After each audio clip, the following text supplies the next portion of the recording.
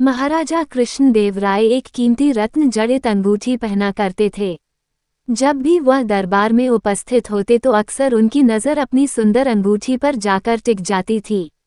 राजमहल में आने वाले मेहमानों और मंत्रीगणों से भी वह बार बार अपनी उस अंगूठी का जिक्र किया करते थे। एक बार राजा कृष्णदेव राय उदास होकर अपने सिंहासन पर बैठे थे। तभी तेनालीराम वहां आ पहुंचे। उन्होंने राजा की उदासी का कारण पूछा। तब राजा ने बताया कि उनकी पसंदीदा अंगूठी खो गई है और उन्हें पक्का शक है कि उसे उनके 12 अंगरक्षकों में से किसी एक ने चुराया है। चूंकि राजा कृष्णदेव राय का सुरक्षा घेरा इतना चुस्त होता था कि कोई चोर उचक्का या सामान्य व्यक्ति उनके नजदीक नहीं जा सकता था। तेनालीराम ने तुरंत महाराज से कहा कि मैं अंगूठी चोर को बहुत जल्द पकड़ लूंगा। ये बात सुनकर राजा कृष्णदेव राय बहुत प्रसन्न हुए। उन्होंने तुरंत अपने अंगरक्षकों को बुलवा लिया। तेनालीराम बोले, राजा की अंगूठी आप 12 अंगरक्षकों में से किसी एक ने की है, लेकिन मैं इसका पता बड़ी आसानी से लगा लूंगा। जो सच्चा है उसे डरने की कोई जरूरत नहीं और जो चोर है वह कठोर दंड भोगने के लिए तैयार हो जाए।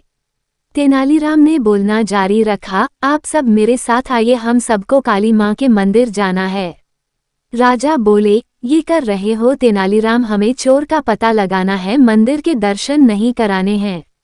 महाराज आप धैर्य रखिए, जल्द ही चोर का पता चल जाएगा। तेनालीराम ने राजा को सब्र रखने को कहा। मंदिर पहुंचकर तेनालीराम पुजारी के पास गए और उन्हें कुछ निर्देश दिए। इसके बाद उन्होंने अंगरक्षकों से कहा, आप सबको बारी बारी से मंदिर में जाकर मां काली की मूर्ति के पैर छूने हैं और फौरन बाहर निकल आना है। ऐसा करने से मां काली आज रात स्वप्न में मुझे उस चोर का नाम बता देंगी। अब सारे अंगरक्षक बारी बारी से मंदिर में जाकर माता के पैर छूने लगे। जैसे ही कोई अंगरक्षक पैर छूकर बाहर निकलता तेनालीराम उसका हाथ सूंघते और एक कतार में खड़ा कर देते। कुछ ही देर में सभी अंगरक्षक एक कतार में खड़े हो गए। महाराज बोले, चोर का पता तो कल सुबह लगेगा, तब तक इनका क्या किया जाए। नहीं महाराज, चोर का पता तो ला चुका है। 7वें स्थान पर खड़ा अंगरक्षक ही चोर है। ऐसा सुनते ही वह अंगरक्षक भागने लगा, पर वहां मौजूद सिपाहियों ने उसे धर दबोचा और कारागार में डाल दिया। राजा और बाकी सभी लोग आश्चर्यचकित थे कि तेनालीराम ने बिना स्वप्न देखे कैसे पता कर लिया कि चोर वही है। तेनालीराम सबकी जिज्ञासा शांत करते हुए बोले, मैंने पुजारी जी से कहकर काली मां के पैरों पर तेज सुगंधित इत्र छिड़कवा दिया था, जिस कारण जिसने भी मां के पैर छुए उसके हाथ में वही सुगंध आ गई।